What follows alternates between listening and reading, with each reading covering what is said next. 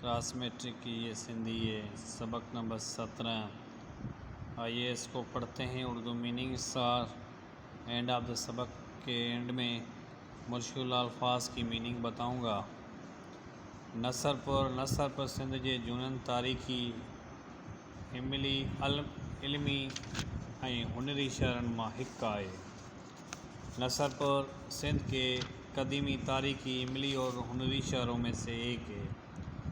नसरपुर मटियारी ज़िले में टंडोलयार के उत्तर ओलह तरफ 6 मीलन के मुफ़ासिले ते आहे। नसरपुर हैदराबाद मटियारी ज़िले में टंडोलयार के शुमाल और मगरिब की तरफ 6 मील के फासले पर है।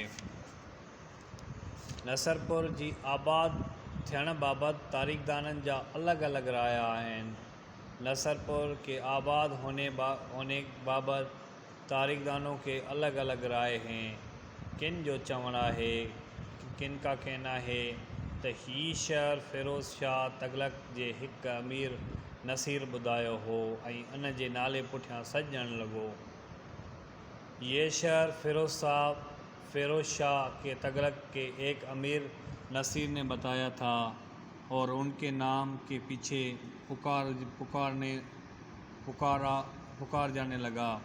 कन जो चवणु आहे त ही शहर नसीर मोहाणे ॿुधायो हो। किन का कहना है कि ये शहर नसीर मछेरे ने बताया है। नसरपुर सिंधु दरिया के किनारे आबाद हो। नसरपुर सिंधु दरिया के किनारे आबाद था, इन करे इन्हीअ जी ज़मीन ॾाढी आबाद ऐं ज़रख़ेज़ हुई, इसलिए उनकी ज़मीन ज़्यादा आबाद और ज़रख़ेज़ हुई। ही शहर ना रुगो सावक ऐं शादाबीअ जे करे मशहूर हो। ये शहर न सिर्फ सावक और शादाबी करके मशहूर था, पर उन जी कारीगर ऐं हुनरमंद माण्हू भी घणा रहंदा हुआ। लेकिन उसमें कारीगर और हुनरमंद लोग भी बहुत रहते थे।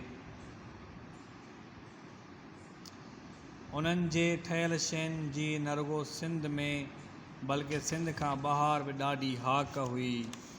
उनकी बनी हुई चीज़ें ना सिर्फ सिंध में बल्कि सिंध से बाहर भी ज़्यादा मशहूर या शोहरत थी। उन्हनि शयुनि में खेस, ससियूं, ग्रेबियूं, अजरकियूं अची वञनि थियूं। उन चीज़ों में खेस, सिसी, ग्रेबियाँ और अजरकें आ जाती है। समन ऐं तारखनि जे दौर में नसरपुर के वॾी अहमियत रही है। समो और आर्गनों के दौर में तारीख़नों को बड़ी अहमियत रही है। कलोड़नि जे ॾींहंनि में नसरपुर सुखियो सताबो शहर हो। कलोड़ों के दिनों में नसरपुर शाद और आबाद शहर था।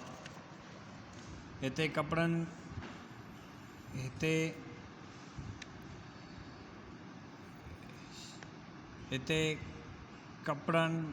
अणनि जा केतिरा ई अडाणा हुया। यहाँ भी कपड़ों के कितने अडे और डाणे थे। हितां जा खेस ऐं बाफ्तो ॾेह पर ॾेह में मशहूर हुआ। यहाँ का खेस और बाफ्ता देश और परदेश में मशहूर था। मियाँ ग़ुलाम शाह जे वक़्त में अंग्रेज़नि ठट्टे में कोठी क़ाइमु करण सां गॾु मियाँ ग़ुलाम शाह के वक़्त में अंग्रेज़ों ने ठट्टे में कोठी कायम करने के साथ नसरपुर में नंढी कोठी कायम कई हुई। नसरपुर में छोटी कोठी कायम की थी। कलोड़नि के आखिरी ॾींहं में मदद खान पठान कलोड़ों के आखिरी के दिन में मदद खान पठान सिंध के ॿियनि शहरनि वांगुरु नसरपुर में भी फुर लुट कई ऐं उन खे तबाह कयो। मदद खान पठान ने सिंध के दूसरे शहरों की तरह नसरपुर में भी फुर लूट की और उनको तबाह किया। नसरपुर में केतिरा ई आलिम, बुज़ुर्ग ऐं शाइर थी गुज़रिया आहिनि। नसरपुर में कितने ही आलिम, बुज़ुर्ग और शाइर होके गुज़रे हैं। सिंध जो मशहूर ॾाहो वतायो फ़कीर बेनशहर जो हो। सिंध के मशहूर दाना, अकुलमंद वतायो फ़कीर भी इसी शहर का था। जन जा गुफ्ता अॼु बि माण्हुनि जे तौर ॿुधाईंदा आहिनि, जिनके कोल आज भी लोग उनके मिसालें दे के बताते हैं। शाह इनायत शाह रिज़वी क्लासिक शायरी जो एक वड्डो शायर थी गुज़रियो आहे। शाह इनायत रिज़वी क्लासिक शायर का एक बड़ा शायर होकर गुज़रा है। वो भी हिन शहर जो हो, ये भी इस शहर का था। संदत पोयां मां काफ़ीअ जो वड्डो शायर मिस्री शाह थी गुज़रियो आहे। उनके पीछे काफ़ी के बड़े शायर मिस्री शाह भी होके गुज़रा है, जिनके काफ़ीअ जो बादशाह भी चयो वञे थो, जिनको काफ़ी का बादशाह भी कहा जाता है। क़दीमन आसारनि मां शहर में हाणे न रुगो हिकु अधु निशान ही बाक़ी वञी बचो आहे। कदीम और आसारों में शहर में ना सिर्फ एक आधा निशान ही बचा है। नसरपुर जो किलो कड़ो को ढही चुको आहे। नसरपुर का किला कब तक मिट चुका है। बाकी करारी मस्जिद अञा मौजूद है, लेकिन बाकी करारी मस्जिद अभी तक मौजूद है। उहा मस्जिद नसीर मोहाने जे भाउ करार खान जोड़ाई हुई। वो मस्जिद नसीरपुर मछेरे के भाई करार खान ने बनवाई थी। सिंध दरिया जो रुख तब्दील जे करे सिंध दरिया का रुख तब्दील होने के करे जेतोणीक नसरपुर में अगियूं ओजूं न रहियूं आहिनि, जैसा कि नसरपुर में पहले वाली बातें नहीं रही है। पर हिन वक्त शहर वरी भी तरक्की करे रहियो आहे, लेकिन इस टाइम शहर फिर भी तरक्की कर रहा है।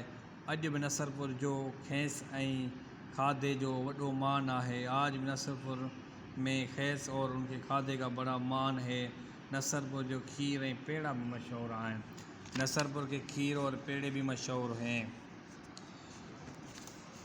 आइए सबक की जो ना मुश्किल अल्फाज की मीनिंग पढ़ते हैं। झुनन की मीनिंग होगी पुराने। उत्तर की मीनिंग होगी शुमाल। ओला की मीनिंग होगी मगरिब। राय की मीनिंग होगी राय। किन की मीनिंग होगी किसी। चवण की मीनिंग होगी कहना। बुधायो की मीनिंग तमीर करना। सजण लगो, पुकार जाने लगा। मुहाने माहीगीर या मच्छीरा। सिंधु दरिया। सावक हरियाली सरसब्ज। शादाबी शफकती, ठयल बनाई हुई। रुगो सिर्फ, बल्कि हाक शोहरत मशहूरी। खेस सिस्सियों एक किस्म का आधा दीदार कपड़ा। ग्रेबियों वड़ियान। सगियों खुशहाल। सताइबो शाद खुश। अण बनेवे। मुफासले की तारीख दानो।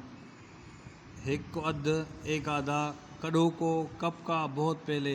ड्रही गिर चुका मिट चुका। जोड़ाई तमीर कराई। रुख की मीनिंग रुख। बदलने जेतोणीक हालांकि अचानक। अगियूं पहले जैसा पहले वाला। ओज अरूज वरी दोबारा। खादो मान इज्जत मांग। परडेही परदेसी। देह कोठी बंगला या कोठी। फुर लूट मार। डाहो अकुलमंद दाना। गुफ्ता बातें कोल